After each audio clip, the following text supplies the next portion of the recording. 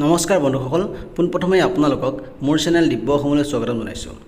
বন্ধুসকল, ভিডিঅ'টো আৰম্ভ কৰাৰ আগতে মই এটা কথা কৈ লওঁ যে এই ভিডিঅ'টো কেৱল সেইসকল কেণ্ডিডেটৰ বাবেহে যিসকলে হোমগাৰ্ডৰ চাকৰি কৰিম বুলি ভাবিছে বা হোমগাৰ্ড হ'ব বিচাৰে। বন্ধুসকল, এই ভিডিঅ'টোৰ জৰিয়তে আপোনালোকৰ কাৰণে বহুত ভাল খবৰ এটা লৈ আহিছোঁ। কাৰণ আপোনালোকৰ কাৰণে 1325টা হোমগাৰ্ডৰ পদ মুকলি হৈছে। আপোনালোকে যিসকলে হোমগাৰ্ড হ'ম বুলি ভাবিছে বা হোমগাৰ্ড হ'ব বিচাৰে তেওঁলোকে অতি সোনকালেই অনলাইন আবেদন কৰিব পাৰিব। বন্ধুসকল, যদিহে এনেধৰণৰ অসম চৰকাৰৰ চাকৰিৰ ভিডিঅ'বোৰ আপোনালোকে চাই থাকিব বিচাৰে তেন্তে মোৰ চেনেলটো আপোনালোকে ছাবস্ক্ৰাইব কৰি ল'ব। কাৰণ এইটো চেনেলৰ পৰা আপোনালোকে অসম চৰকাৰৰ সকলো চাকৰিৰ বাবে যি বিজ্ঞাপন ওলাব সেই বিজ্ঞাপনবোৰ আপোনালোকে চাই থাকিব পাৰিব।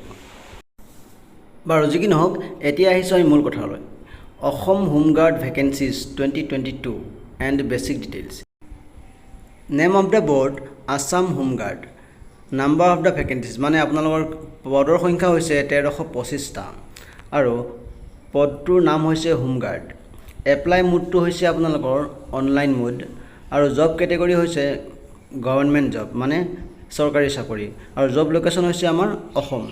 লগতে বন্ধুসকল, হোমগাৰ্ড হ'বলৈ আপোনালোকৰ এডুকেশ্যনেল কোৱালিফিকেশ্যন লাগিব 10th পাছ মানে আপোনালোক মেট্ৰিক পাছ হ'ব লাগিব আৰু লগতে আপোনালোকৰ বয়স 18 বছৰৰ পৰা 30 বছৰৰ ভিতৰত হ'ব লাগিব।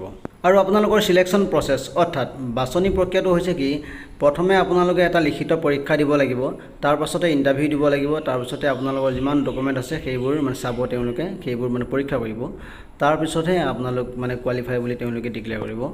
বন্ধুসকল, আপোনালোকে যিসকলে এইবাৰ অসম পুলিচ কনষ্টেবলত 1 নম্বৰ 2 নম্বৰৰ কাৰণে চাকৰিটো পাবলৈ সক্ষম নহ'ল বা চাকৰিটো নাপালে তেওঁলোকে কিন্তু এইটো এবাৰ পাব যে ফিক্স।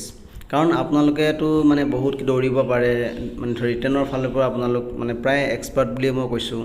গতিকে আপোনালোকে এইবাৰ এইটো পোৱা চান্স আছে। যিহেতু আপোনালোকে পুলিচ হ'ব নোৱাৰিলে তথাপি হোমগাৰ্ডটো হ'ব না, তথাপি পুলিচৰটো এটা ব্ৰাঞ্চ, গতিকে আপোনালোকৰ মনৰ কামনা এইবাৰ পূৰণ হ'বলৈ গৈ আছে। আৰু ইয়াৰ মূল কাৰণটো হৈছে ইয়াত যিহেতু 18 বছৰৰ পৰা 30 বছৰলৈ এপ্লাই কৰিব পাৰিব, কিন্তু আপোনালোকে পুলিচৰ কনষ্টেবলত কেৱল 25 বছৰলৈহে পাৰিব। গতিকে যদিহে আপোনালোকৰ কনষ্টেবলত এপ্লাই কৰাৰ বয়স নাই তেন্তে আপোনালোকৰ কাৰণে সঁচাকৈ এইটো বহুত ভাল খবৰ। বন্ধুসকল, যদিহে ভিডিঅ'টো আপোনালোকৰ উপযোগী বুলি ভাবিছে তেন্তে লাইক কৰিব, শ্বেয়াৰ কৰিব।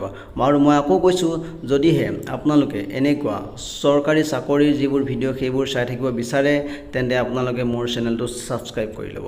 আজিলৈ ইমানতে সমাপ্ত। জয় আই অসম।